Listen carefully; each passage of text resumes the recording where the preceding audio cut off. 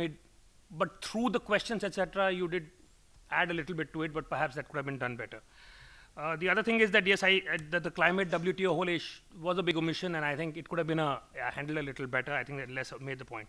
I also found that there were a lot of peripheral arguments that you brought, and I mean wildlife and opium trade, and there are some of the stuff that got to, I think, really sort of what should have been very fine print. I mean, you managed to sort of squeeze that in, but those were very peripheral arguments. They're clearly not central to the debate at all. Also, I think potentially, the argument that, India needs help, survival, it's a potentially dangerous argument. I think you were lucky in a sense to get away with it, the point that I made to the other team. They could have actually pounced on that a little more, but you managed, I think, to get away relatively unscathed on that. You were quick-footed. I think Vignesh in particular, you are very quick, you are confident, perhaps too quick, and perhaps too confident. And therefore, what I would say there is that there is an ability to speak in terms of facts. You're very good at framing the facts, but that framing sometimes is shallow, and that quick-wittedness and superficiality can go hand in hand, and that's something that I just warn you about. Shivanand, I think you were more measured. I think, again, in some of the responses, perhaps the focus and the sharpness could have been greater. But overall, I think there was a degree of measuredness, which I thought was one must appreciate. Thank you very much indeed, Santosh. And Amir? Amir? Yeah, the team from Choksi, I thought that you were taking some issues a bit too far. And what happens when you use little bits of trivia, especially data, to push things is that the argument then centers around that. So whether it's 2 million or 2.5 billion, it doesn't really matter. That's not your point. But if you keep pushing for it, then that's what takes away the whole point, and your argument doesn't come across. And that's for all of you. When you are putting forward a point, don't rely too much on little bits of information that people can have arguments over. Only the US can help us fight poverty. And think about these issues, about these major statements when you make them, because they are potentially disastrous openings. A very good point frittered away, that the nuclear deal gives us a chance to save natural resources, have an alternative power supply. Slipped in, not really milked for its worth.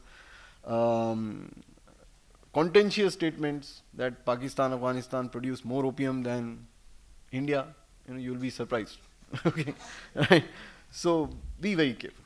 Use that initial argument that you made about being threatened by terror.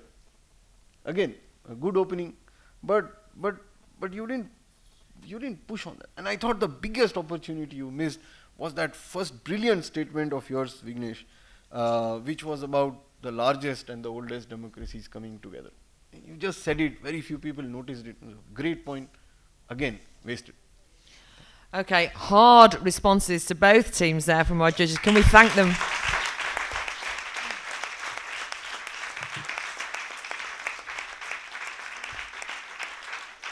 Thank you so much, judges. I'm sure that the students appreciate that you've taken them seriously enough and honoured them by giving them frank feedback, which means that you're treating them as adults and equals. Okay, can I ask the judges panel now to withdraw and make their decision? Now listen, we're not going anywhere at this point. They're going somewhere, we're not. And I've got to go through a number of things while we're waiting for this judges, and the other individual judges have already left the room. They're making their decision. So if the judges wouldn't mind following Tony after he's made a very important presentation on behalf of the British Council to thank you for your contribution today. Thank you very much indeed. Thank you, everybody.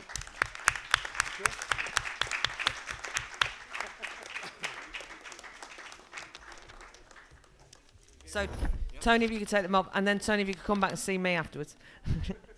So I need to ask you something. Shh. Okay, so listen. While we're waiting, I just got a number of things that I want to say. I'm sort of, half of me is bored of saying the word Facebook now, but I'm just going to say it. Noida seems to have spent all night on Facebook because we've got all these kind of contributes from Noida to Debating Matters, which is very good, which are already filtering through. So for those of you who don't know what I'm talking about, there's a Debating Matters India Facebook group.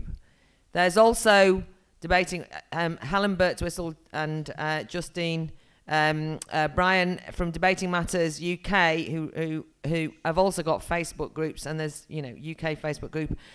One of the things that has happened is that some of the teams actually use that Facebook group to communicate with students in the UK to get advice for the competition, and that's one thing. And also have now started communicating with each other because they've met through the regional heats and so on. So I would just like to ask you to sign up to that, but it also has a practical side to it, which is that we want to get as many people commenting on what they think about Debating Matters India, because although we want to do Debating Matters India into the future, it's not a secured future, and we need to have as much contributions from you in terms of testimonials and so on that we can kind of use to try and get support for Debating Matters India too.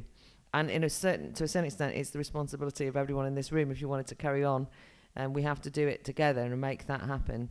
And as we've heard endlessly, there's a recession on, so it's quite difficult raising money in today's climate. I'm just before I'm going to invite Sujata Sen up onto the platform in a moment, because from British Council India. But before I do that, and while I've got my team still here, because to a certain extent I'm going to get them to leave the stage after that temporarily.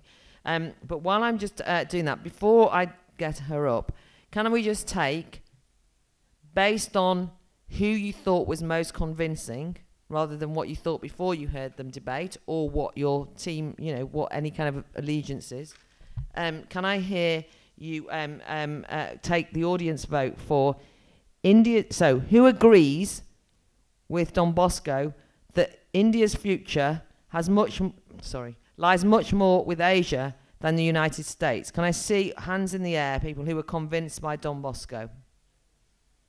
Right. Okay. Slightly hesitant, but you've got a few people on side. And can I see those who disagree? Okay. So from the audience vote, Don Bosco, you haven't got it. You didn't win the debate. As we know, the way the judges go, and this happened this morning, went against the audience vote, and that's the one that counts. So congratulations to Chokesy for convincing your audience. We'll see whether you convince the judges. I'm going to get some people up to speak, so no one's to leave the room, but I just have to ask Tony Gillan something. Well, oh yeah.